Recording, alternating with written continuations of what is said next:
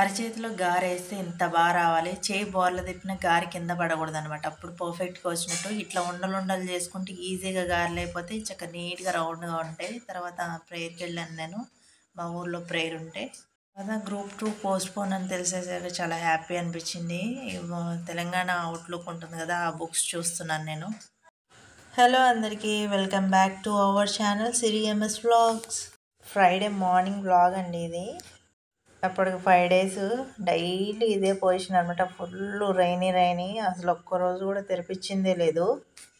ముందు రోజు మినపప్పు రుబ్బుకొని మినప బజ్జీలు, మినప పకోడీ వేసిన తర్వాత కొంచెం పిండి అయితే తీసా. ఎర్లీ మార్నింగ్ టిఫిన్ కావాలి కదా, పిల్లలు స్కూల్కి వెళ్ళాలి కదా, వడల కోసం గారెలు ఉంటాయి కదా, గారెల కోసం పిండి అయితే నేను కొంచెం పక్కన పెట్టుకున్నా. ఇప్పుడు ఎర్లీ మార్నింగ్ పిల్లలకి టిఫిన్ అయితే వేస్తున్నాను నేను. ఇడ్లీ రవ్వ అయితే ఒక కప్పు వరకు నేను కలుపుకుంటున్నాను ఇందులో. ఇడ్లీ రవ్వ కలుపుకున్న తర్వాత ఒక 10 మినిట్స్ రెస్ట్ ఇవ్వాలి. వెంటనే వేస్తే ఆ రవ్వ అనేది తెల్లగా కనపడతా ఉంటుంది అనమాట. చూడటానికి అంత బాగుండదు. తర్వాత తగినన్ని వాటర్, కొంచెం సోడా ఉప్పు అయితే వేసుకుంటున్నాం. కొంచెం పొంగాలి కదా, సరిపడినంత వాటర్ వేసుకోవాలి. ఎక్కువ వేసుకోకూడదు. కొంచెం చూసుకొని స్పంజీ టెక్స్చర్ అనేది రావాలన్నమాట. అప్పుడు మనకి గారె అనేది మంచిగా ఫ్లఫీగా వచ్చే అవకాశం ఉంటుంది కాబట్టి వాటర్ చూసేసుకోండి. ఎక్కువ వాటర్ వేసేస్తే గారె వేసుకోవడానికి మనకు రాదనమాట. ఒకవేళ గారె వచ్చినా కానీ నూనె పీల్చేసుకుంటుంది. గారెలు వేయడానికి చాలామంది ఎంతో తిప్పలు పడిపోతుంటారు. తర్వాత వేడి నూనెలో వేయడానికి కూడా చాలా ఇబ్బంది పడతారు. గారెలు వేసేటప్పుడు 2 చేతులు వాటర్తో తడి చేసుకోండి. ఇట్లా రౌండ్ బాల్స్ చేసుకోండి.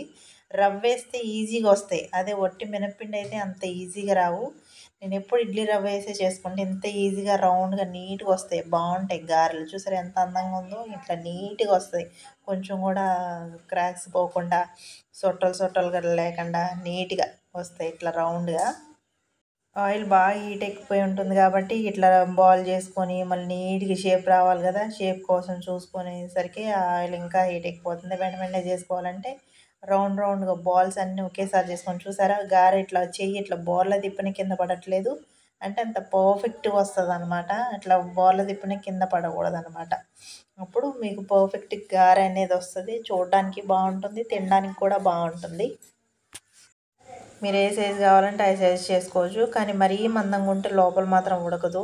లో ఫ్లేమ్లో పెట్టుకొని అయితే కుక్ చేసుకోవాలి వీటిని. హై ఫ్లేమ్లో పెట్టినా, మరీ లో ఫ్లేమ్లో కూడా పెట్టకూడదు. మీడియం ఫ్లేమ్లో పెట్టండి. నేను లో ఫ్లేమ్ అని చెప్పాను కదా, మీడియం ఫ్లేమ్లో పెట్టుకొని కాల్చుకోండి. ఇవి మినప వడలు కాబట్టి మరీ వెంటనే అంత కలర్ రావు, చాలా టైం తీసుకుంటుంది. లైట్ కలరే ఉంటే మరీ డార్క్ కలర్ ఏమి రావు. చాలా ఈజీగా అయితే వేసుకోవచ్చు. కొత్తగా వేసే పిల్లలు అయితే ఆయిల్లో డైరెక్ట్గా వేయాలంటే భయం వేస్తే గరిటె మీద పెట్టి కూడా ఈజీగా వేసుకోవచ్చు. అసలు ఇందులో పెద్ద బ్రహ్మ విద్య కాదు, చాలా సునాయాసంగా వేసుకోవచ్చు.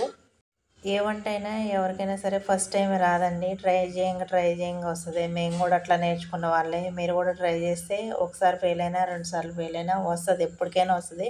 చూసారు కదా, ఇట్లా ఒకేసారి బాల్స్ చేసి పెట్టుకుంటే ఎనీ టైం వెంటనే మూగుడు ఉంటుంది కదా, మూగుడు నిండా వేసేసుకోవచ్చు అనమాట. ఇట్లా 5 గారెలు కానీ మీ మూకుడు ఎంత సైజు ఉంటే ఆ సైజు, 6 గారెలు పడితే 6, 8 అట్లా దాని సైజుని బట్టి అయితే మనం వేసుకోవచ్చు. ఇక్కడ నేను కొంచెం పెద్ద వడలే వేసుకున్నా. నాకు ఈ గారెలు ఎలా అంటే చాలా ఇష్టం. ఒకసారి గారెలు అంటున్నా, ఇంకోసారి వడలు అంటున్నా, 2 అనొచ్చు. మళ్ళీ గారెలు అన్నా కానీ అంటానే, వడలు అన్నా కానీ అంటానే కాబట్టి 2 అంటున్నా. ఏదైనా అనొచ్చు, ఏం పర్లేదు. ఇదే అండి కలరు. ఇంతకంటే ఎక్కువ కలర్ రాదు. ఇంతకంటే కలర్ వచ్చేలాగా మనం వేయించుకున్న అవి గట్టిగా అయిపోతాయి, తినలేము. ఇక్కడైతే నేను 2వ బ్యాచ్ కూడా వేసుకున్నా, 2 వాయ. పిల్లలు స్కూల్ టైం అవుతుందని ఫాస్ట్గా వేసేస్తున్నా. ఆ రోజు ఊర్లో గ్రూప్ కూడుకుంటే ప్రేయర్ మీటింగ్, అక్కడ ప్రేమ విందు కూడా ఏర్పాటు చేశారనమాట. వెళ్ళాం. ఫుడ్ అయితే ఇంట్లోనే ప్రిపేర్ చేశారు. ఎక్స్పెక్ట్ చేయలేదనమాట. దగ్గర 6 ఐటమ్స్ దాకా చేశారు. చాలా బాగుంది. సగ్గుబియ్యం పాయసం చేశారు. తర్వాత ఆలు కుర్మా, సాంబారు, తర్వాత వెజ్జే పెట్టారు కానీ చాలా బాగుంది.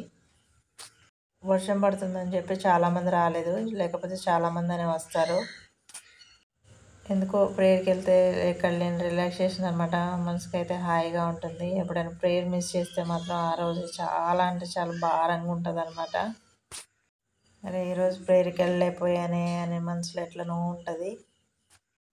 ఫస్ట్ సర్వీస్లో ఫుడ్ అయితే మేము సర్వ్ చేసాం. తర్వాత 2వ బ్యాచ్లో అయితే మేము కూర్చున్నాం అనమాట. ముందు తిన్న వాళ్ళైతే హడావిడిగా తినేసారు. మేమైతే చాలా నిదానంగా రెండో బ్యాచ్‌లో ప్రశాంతంగా తిన్నాం మాట్లాడుకుంటూ.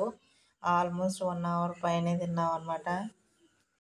స్కూల్ నుండి వచ్చిన తర్వాత ఇక్కడే కొట్టు ఉందని చెప్పి కొట్టు దగ్గరికి వెళ్ళొచ్చారు పిల్లలు. వెళ్ళొచ్చిన తర్వాత గేట్ వేయలేదు. గేట్ వేయమని చెప్తే గేట్ వేస్తున్నాడు అనమాట. వాడు గేట్ వేయడానికి కూడా రకరకాల కథలు పడుతున్నాడు అనమాట.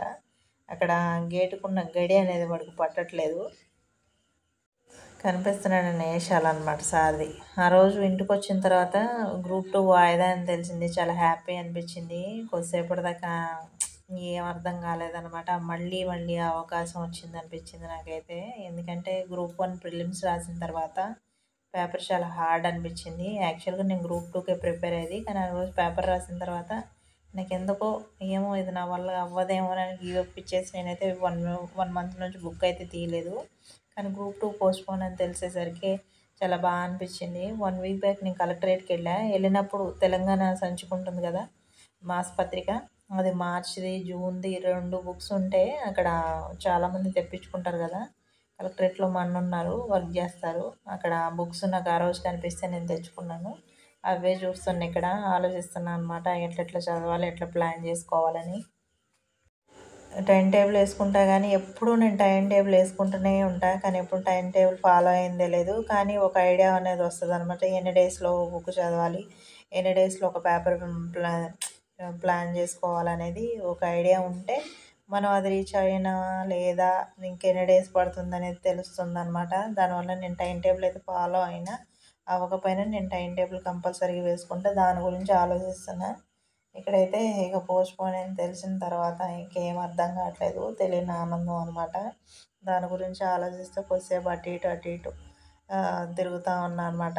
ఎవరైనా ఉంటే షేర్ చేసుకుంటాం మాట్లాడుతూ. కానీ ఆ రోజు ఇక పిల్లలు స్కూల్ నుండి వచ్చిన తర్వాత వాళ్ళు టీవీ చూస్తున్నారు. ఇంకా నాకే కొంచెం ఎట్లనో అనిపించింది.